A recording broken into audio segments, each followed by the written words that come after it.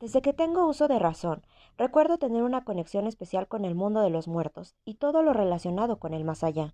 Provengo de una familia en la que muchas personas se han dedicado a servicios fúnebres, médicos forenses, incluso desde muy niña llegué a escuchar historias sobre mis bisabuelos, que rendían culto a la Santa Muerte. Aunque no conocía a ninguno de mis bisabuelos, sí conocía a mis abuelos. Me acuerdo que íbamos cada fin de semana a comer a su casa, y aunque quería mucho a mis abuelos, había algo que no me gustaba, incluso me asustaba.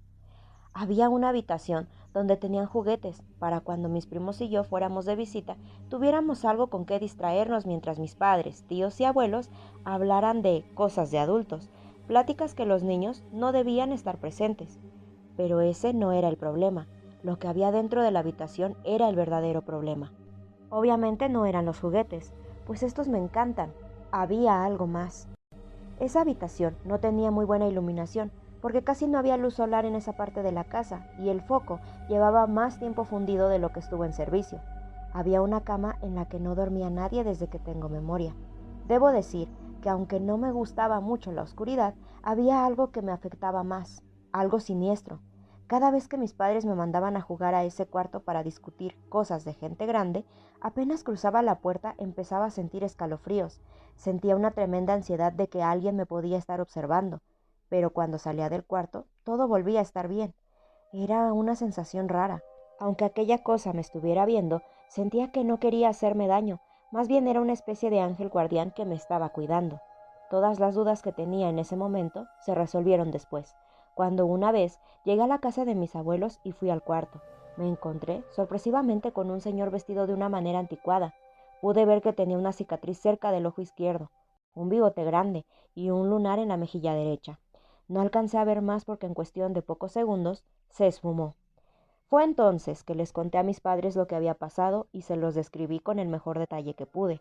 De igual manera, ellos le contaron a mis abuelos para rectificar lo que sospechaban, y yo ignoraba totalmente. Resulta que él era mi bisabuelo, el mismo que rendía culto a la Santa Muerte. Hubo algo que yo no conté, y fue que esa noche encontré sobre mi cama una medalla de plata con la figura de la Santa Muerte. Nadie supo de eso, solamente la conservé porque sabía que era un regalo de mi bisabuelo, y que ésta me cuidaría. Pasaron los años y muchas cosas cambiaron, pero hubo algo que no cambió, mi conexión con la muerte, lejos de desaparecer, incrementó. No soy una persona que cree en el destino, pero en mi vida pasaron una serie de cosas que me llevaron hasta donde estuve trabajando por mucho tiempo. Estudié medicina legal y forense. No pasó mucho tiempo para que consiguiera un buen trabajo en la morgue del Hospital San Javier, el mismo hospital que tiene muchísimas historias contadas y por contar. Este hospital era de los más viejos, pero aún así era de los mejores de la ciudad. Entre otros compañeros de esta área siempre había historias de fantasmas y de cuerpos que se movían, pero la mayoría eran falsas.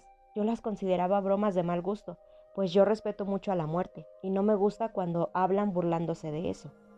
Esto que les voy a contar es algo que muy pocas personas saben. Un día, como cualquier otro en ese trabajo, todo estaba normal hasta que llegó un cuerpo de un hombre con visibles problemas de sobrepeso. Tenía aproximadamente 40 o 45 años de edad. Tenía los brazos y el pecho lleno de tatuajes que aparentemente eran símbolos satánicos. El señor en cuestión había sido víctima de un tiroteo a las afueras de la ciudad. Todo su cuerpo estaba lleno de sangre. Los orificios de las balas aún se lograban distinguir. Incluso la carne y la grasa del cuerpo se veían desde los agujeros. Yo estoy totalmente acostumbrada a ver ese tipo de escenas. A lo que no estaba acostumbrada, o no a tal nivel, era al olor que producía. En tantos años de trabajar como médico forense y tantas historias sobre la vista y el olor de las personas que había pasado por mi área de trabajo, jamás había olido algo tan asqueroso. He recogido cuerpos en pedazos, que ya tienen un avanzado estado de descomposición, y ni siquiera eso me producía las náuseas y tantas ganas de vomitar. Era imposible que una persona que acababa de perder la vida hace apenas unas horas oliera tan mal, y ni siquiera era una persona que pareciera no tener higiene, porque si le quitamos la sangre que corría por su cuerpo y las heridas que tenía, se notaba que sí tenía una buena higiene personal, cabello limpio, dientes blancos y bien afeitado. Descartamos posibles enfermedades que pudieran generar mal olor. Simplemente no tenía explicación. Un poco antes de terminar mi trabajo para entregar el cuerpo al servicio fúnebre, fue que pasó algo que hasta el día de hoy no encuentro una explicación más lógica que decir. que mi mente y mi imaginación me hicieron ver y sentir cosas que en realidad no pasaron. Cuando me disponía a cerrar las heridas y aberturas que había hecho, empezaron a fallar las lámparas de la morgue. Siendo un lugar oscuro, ahora era más. Fui con una persona de mantenimiento a pedirle que arreglaran la iluminación. Me prometió ir a revisar qué estaba pasando, y yo regresé a mi área para esperar que se solucionara el problema. Mi sorpresa fue grande, al darme cuenta que el cuerpo ya no estaba en ese lugar. Me quedé desconcertada. Ya había escuchado de casos donde los cuerpos, al poco tiempo de haber muerto, se movían. Esto pasaba cuando los nervios y los tendones se enfrían y se jalan, logrando que puedan levantarse un poco. Pero este cuerpo ni siquiera se encontraba sentado o en otra posición. Simplemente no estaba más ahí. Pensé que algunos miembros de su banda, secta o lo que fuera, lo quisieron raptar. Así que quise salir corriendo para ver si lograba ver a alguien. Pero cuando corrí hacia la puerta, ésta se azotó. Y no la podía abrir. Se apagaron totalmente las luces. Saqué mi celular tratando de iluminar, aunque sea un poco con el brillo de la pantalla. Nunca debí hacerlo, porque lo que vi me traumó de por vida. Con el tenue brillo que lograba dar mi celular, pude ver al cuerpo que hace un momento estaba por terminar de arreglar. Estaba nuevamente cubierto de sangre, con sus heridas de bala abiertas. Y otra vez ese maldito aroma. Sentía muchas ganas de vomitar, entre el miedo y el asco que me producía esta situación, pero las cosas siempre pueden estar peor, porque empezó a tratar de caminar hacia mí, pero al parecer no tenía tanta fuerza como para mantenerse totalmente firme. Sus piernas temblaban a cada pequeño paso que daba, y aunque sus pasos eran lentos, inevitablemente llegaría hasta donde estaba. Yo seguía luchando por abrir la puerta de la morgue y salir corriendo de ahí, pero la puerta no cedía. Las luces volvían a funcionar por instantes muy breves, estaban titilando.